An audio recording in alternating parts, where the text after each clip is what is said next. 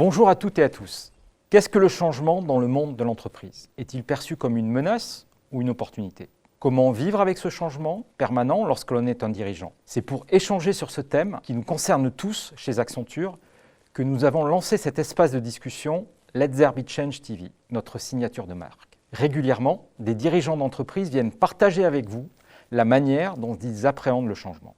Et pour ce nouvel épisode, je suis ravi de recevoir Yves Cazot. Merci Yves d'avoir répondu à cette invitation.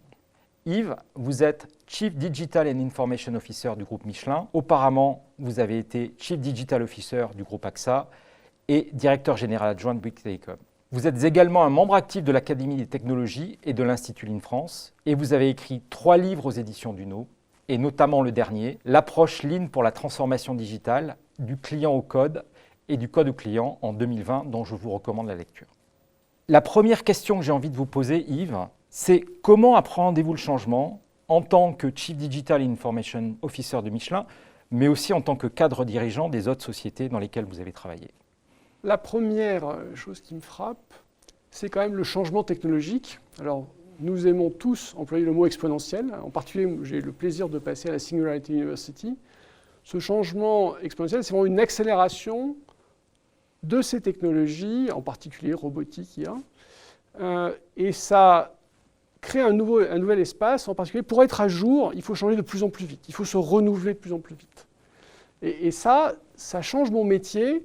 Le DSI que j'étais il y a 20 ans et le DSI d'aujourd'hui, ce ne sont pas les mêmes contraintes, ce renouvellement permanent. La deuxième contrainte ou la deuxième spécificité de ce changement, c'est qu'il vient de l'extérieur. Vous l'avez dit, je suis passé chez AXA et j'étais frappé par le discours de bienvenue d'Henri de Castries qui disait ben voilà, nous devons nous transformer radicalement parce que nos clients l'exigent et parce que nos clients changent. Et le fait que ce changement vienne de l'extérieur veut dire que le tempo est imposé. Pour être un peu pédant, c'est de l'homéostasie digitale, c'est-à-dire, comme les organismes vivants, l'entreprise doit s'adapter à son environnement en permanence.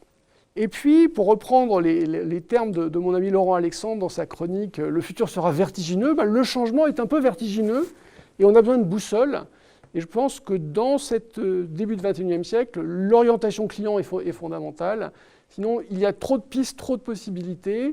Et donc, suivre son client, observer son client, écouter son client, co-construire avec lui, tout ça, c'est ce qui permet, dans un monde tumultueux, voire vertigineux, d'avoir une boussole. Michelin est un des grands acteurs de la mobilité. Vous êtes d'ailleurs l'organisateur de Moving On, qui est vu comme le Davos de la mobilité. Cette année, le thème majeur, c'est la mobilité durable. C'est une révolution dans les transports qui arrive, une révolution verte, une révolution durable, une révolution circulaire. Comment est-ce que Michelin s'inscrit dans cette révolution pour en être un des leaders? Alors, notre CEO, Florent Menegaux, a inscrit Michelin dans cette ambition All Sustainable, tout durable, qui est à la fois un impératif stratégique et une énorme opportunité. Alors, c'est un impératif parce que c'est une attente de la société, c'est une exigence climatique. Et d'ailleurs, c'est ce que nous exprimons pendant Moving On avec d'autres entreprises. Et c'est tout l'intérêt de Moving On. C'est aussi un défi technologique, c'est-à-dire que nous sommes tous persuadés chez Michelin qu'il faut les technologies de demain, c'est-à-dire celles qu'on commence à voir, et celles d'après-demain qu'on ne connaît pas encore, pour trouver les solutions. C'est-à-dire que le problème est trop important, il demande réellement de créer des nouveaux espaces. Et ça, c'est un terrain de jeu intéressant pour Michelin. Nous sommes une entreprise innovante depuis 100 ans. Nous avons des compétences scientifiques importantes grâce à l'investissement toujours fait en R&D depuis très longtemps.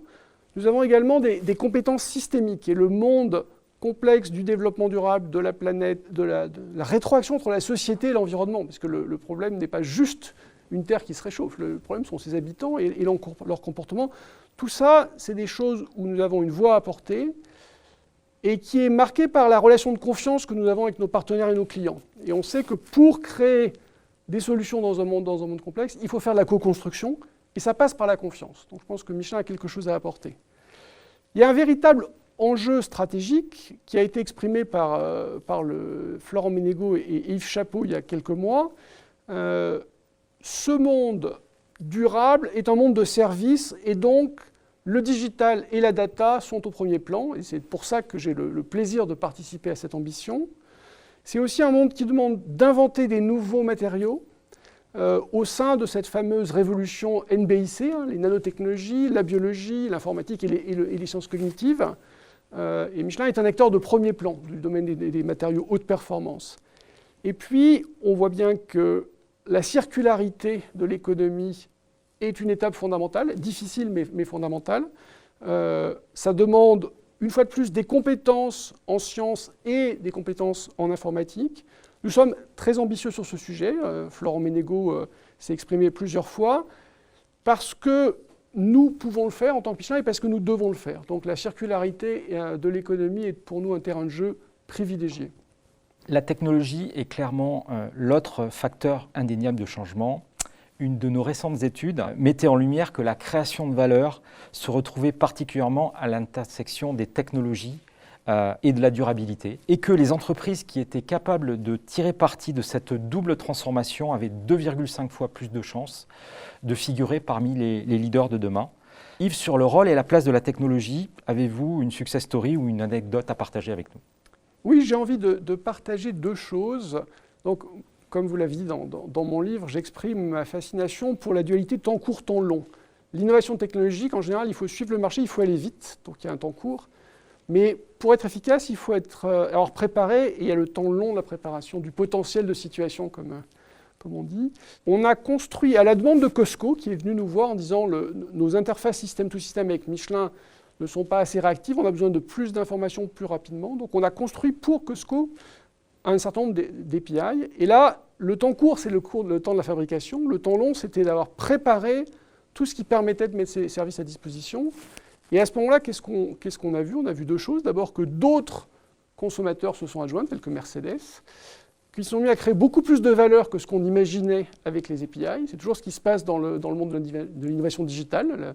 La création de valeur est émergente. Et ça nous a permis, effectivement, finalement, à la fin, de faire plus de chiffre d'affaires et plus de marge grâce à la digitalisation qui était en route, en quelque sorte. Donc il y a vraiment ce temps long et ce temps court. L'autre exemple, du point de vue durabilité, qui me semble intéressant à illustrer, c'est la capacité de la technologie à nous permettre de comprendre les conséquences de nos actions. Et si on réfléchit bien, être durable, c'est éviter de faire aujourd'hui des erreurs pour demain, des actions qui ont une mauvaise conséquence demain. Et comme dit Yves Morieux, il faut donc que la technologie et les outils nous donnent l'ombre du futur sur le présent. C'est-à-dire que c'est de comprendre ce qui va se passer plus tard. Et le digital permet d'avoir une vue plus large dans l'espace et dans le temps, dans les usines Michelin. Notre plan de digital manufacturing consiste à donner à nos opérateurs, grâce à de la technologie, donc des bus Kafka, des data lakes dans les usines, des choses dont on est assez fiers, qui sont assez modernes, leur donner une vision plus complète, à la fois en amont et en aval de leur site de production, mais aussi dans le temps. Donc c'est vraiment cette idée d'élargir la vision. Et ça nous a permis rapidement de faire des gains en productivité, en efficacité. Donc on est bien dans cette idée que la technologie permet de voir plus loin et de prendre des meilleures décisions. Je rebondis sur cette remarque, Yves, et clairement, les entreprises, pour démontrer qu'elles tiennent leurs promesses en termes d'engagement durable, elles ont besoin d'apporter de la transparence, de la traçabilité, du temps réel, c'est des sujets que vous avez évoqués, tout aussi en sachant prendre en compte de manière agile et rapide l'imprévu. Et on voit bien en ce moment que l'imprévu est une variable qui est fondamentale dans la manière dont on doit être capable de gérer le business. Et pour renforcer ce que vous dites, c'est clair que pour être capable de faire ça, on doit faire massivement appel à la technologie. Absolument. Il est difficile de parler de changement sans s'arrêter un instant sur la période particulière que nous vivons. Qu'est-ce qui, selon vous, Yves, a le plus changé depuis le début de la pandémie ? Alors, pour ne retenir que trois choses, parce qu'il y a beaucoup de choses à dire, je vais d'abord commencer par dire que nous avons tous eu droit aux travaux pratiques pour comprendre ce que veut dire VUCA, le fameux volatile, incertain, complexe, ambigu. Pendant Moving On, là, des intervenants expliquaient qu'à cause du boom sur la construction aux États-Unis provoqué par le stimulus package, il y a eu un manque de bois de construction qui a provoqué un x3 sur les prix en Allemagne en l'espace de 6 semaines. Donc ça, c'est évidemment difficile à prévoir. On a tous été plongés dans les derniers 18 mois.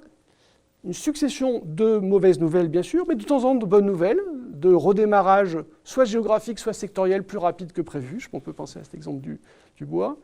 Et ça nous reformate notre logiciel stratégique. Ça nous apprend à prendre cette incertitude et cette complexité du monde plus sérieusement. La deuxième chose, c'est que tout le monde en parle, mais à juste titre, la crise a accéléré la digitalisation, la transformation digitale des entreprises. C'est vrai, c'est tiré par la demande client, et en particulier l'explosion du commerce en ligne l'illustre très bien, mais c'est nécessaire tout au long de la chaîne de valeur. C'était un des sujets à Moving On, comment la supply chain doit évoluer pour être plus résiliente et plus réactive. Chez Michelin, Jean-Christophe Guérin, qui est le patron du manufacturing, considère que l'un des facteurs essentiels pour le redémarrage rapide des usines en 2020 a été la modernisation considérable que nous avions faite les années précédentes sur les systèmes d'approvisionnement amont. Et donc, on voit une fois de plus que cette digitalisation est un facteur d'agilité, pour revenir sur ce qu'on disait juste avant, pour mieux réagir, mieux profiter des opportunités, parce que on est collectivement fiers chez Michelin de la vitesse à laquelle nos usines se sont remises en route. Et puis, c'est un autre sujet évident, nous avons tous appris à travailler à distance. Ça a commencé par une bonne surprise de voir que finalement on y arrivait très bien et que les outils que nous avions mis à disposition étaient capables de scaler, si je puis exprimer ainsi. Une fois passée l'agréable surprise, on a commencé à se rendre compte que c'était un peu plus varié que ça, les choses qu'on pouvait apprendre. C'est-à-dire qu'il y a des tâches, en particulier quand on a les travaux d'exploitation et qu'on est bien outillé, où on travaille en fait mieux dans ces conditions. Et donc probablement le travail, je dirais même, on peut lever le probablement, le travail à distance est là pour durer. Et à l'inverse, quand on est dans des phases d'exploration, des phases de co-construction, on y arrive grâce à tous ces petits logiciels faisant des post-it virtuels, mais on voit bien qu'on est moins efficace, qu'on va moins vite. Et maintenant, l'avantage d'un an et demi de pratique, c'est qu'on n'est plus dans la théorie. On a beaucoup d'heures de vol, de collaboration et de travail à distance.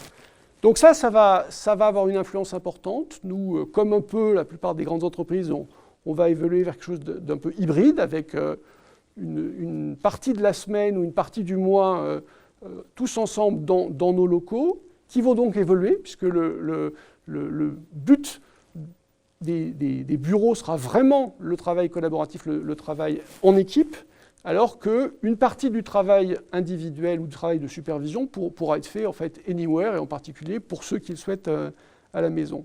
Donc, on peut dire que la Covid va probablement laisser comme héritage une nouvelle façon de penser le travail dans nos bureaux, en particulier pour le secteur tertiaire. Mais il y a aussi des choses que l'on aimerait immuables. Yves, qu'est-ce que vous voudriez surtout ne pas changer ? Alors, la première chose est un peu technique, elle est liée au monde des données, à la stratégie data. Je constate qu'une stratégie data-driven, une ambition avec l'intelligence artificielle, s'appuie sur des données partagées, comprises par tous, et donc par un travail de modélisation et de ce qu'on appelle la sémantique, le sens des données partagées, dont d'excellents livres d'Accenture témoignent que c'est finalement la fondation pour réussir son digital manufacturing, et c'est aussi mon expérience. Alors c'est ce que j'ai appris sur les bancs de l'université il y a 40 ans, ça reste vrai. Donc ça pour moi c'est une des choses à ne pas changer, c'est de dire si on veut être l'entreprise de demain qui exploite le machine learning, on doit avoir prendre soin de son patrimoine de données et faire cet effort collectif de partage du sens.